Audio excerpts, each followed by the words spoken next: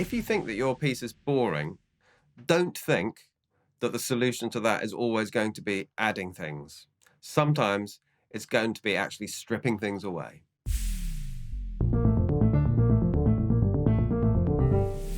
A great tip is to try removing things, because I tend to write sometimes really thick, big textures, and it can be busy, but then you start taking elements away from it.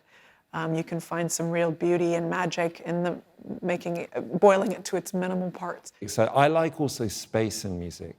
I think one of the problems with Pro Tools, and again, the way people make music, is you've got endless, unlimited tracks to record on. And I think that's really dangerous, because I think that, you know, it means that you just keep adding your ideas, and there can be too much information.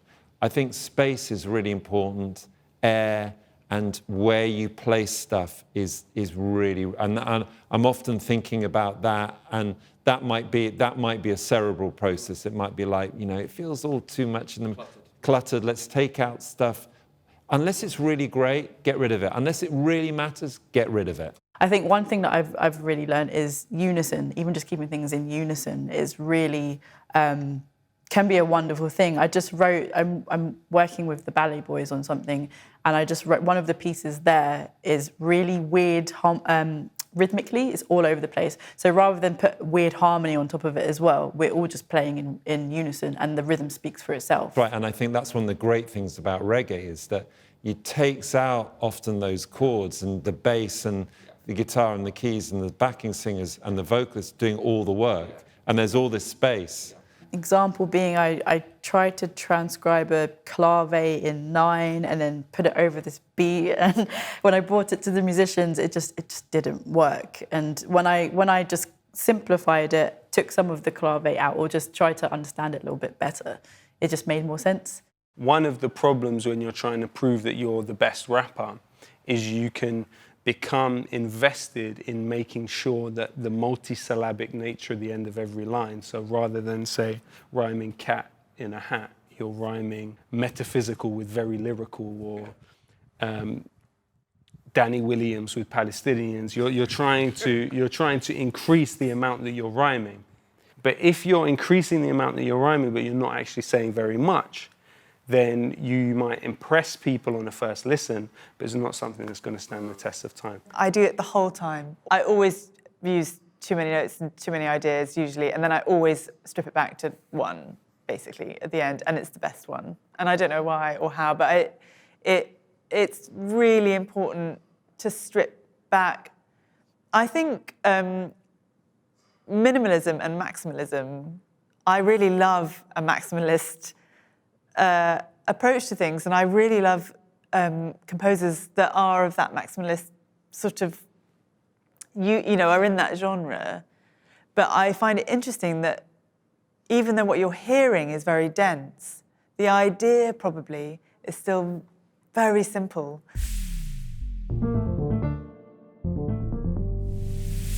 For example, I could really ruin a really famous tune like Beethoven's Fifth, which just uses da-da-da-da.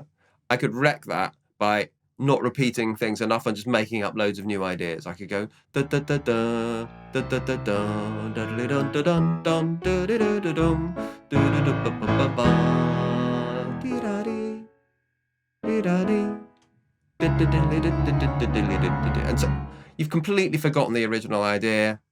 Too many ideas.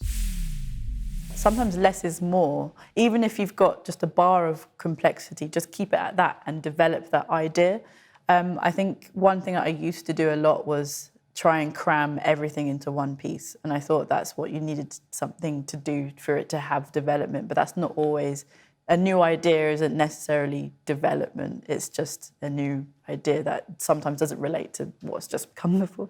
So it's quite nice to, even if you're changing the key or changing who's playing the melody, that's what I've tried to do to make sure that I don't over-cram stuff into one piece. Yeah, what I've learned, and I do really enjoy, is, getting the most out of, you know, a very short phrase or an idea. I usually pick like maybe a couple of ideas, actually. A lot of the ideas I write down are just binned, basically. There's so much you can get from just, I don't know, let's say 3 bars of melody. There's a huge amount you can get.